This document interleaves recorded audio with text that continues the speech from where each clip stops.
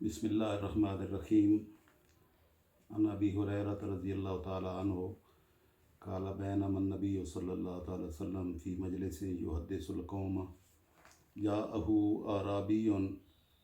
فقال متی الساعۃ۔ سیدنا ابو ہریرہ رضی اللہ تعالی عنہ سے مروی ہے،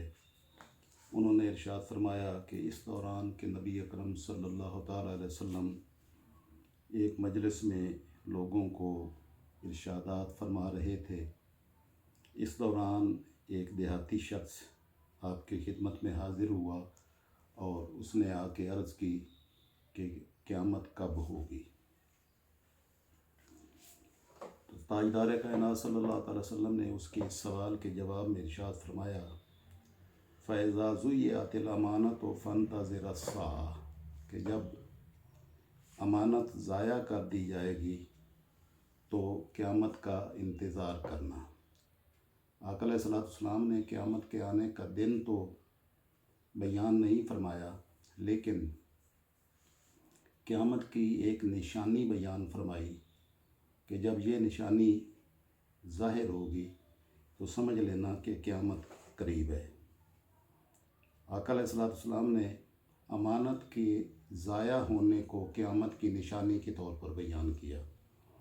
کالا، تو شخص نے کہا کیف اضاعتها، یا رسول اللہ صلی اللہ علیہ وسلم امانت ضائع کیسے کی جائے گی اور امانت کا ضائع ہونے کا کیا مطلب ہے؟ کالا، تو آپ نے ارشاد فرمایا اذا وسد الامر الى غیر اہلہ فانتظر الساعۃ، کہ جب معاملات اور مناصب، عہدے، ذمہ داریاں نااہل لوگوں کے سپرد کر دی جائیں گی تو پھر قیامت کا انتظار کرنا۔ یعنی امانت کے ضائع کرنے کا مطلب یہ ہے کہ جب نااہل لوگوں کو قوم پر بٹھا دیا جائے گا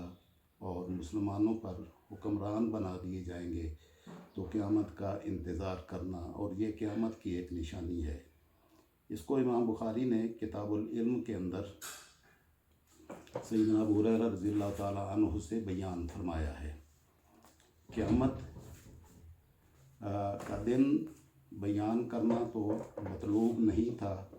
کیونکہ قیامت کے دن کا اگر تعین کر دیا جاتا تو یہ دارالامتحان دنیا نہ رہتی، اس لیے اس کو تو بیان نہیں کیا گیا۔ البتہ آقا علیہ الصلوۃ والسلام نے قیامت کی نشانی کے طور پر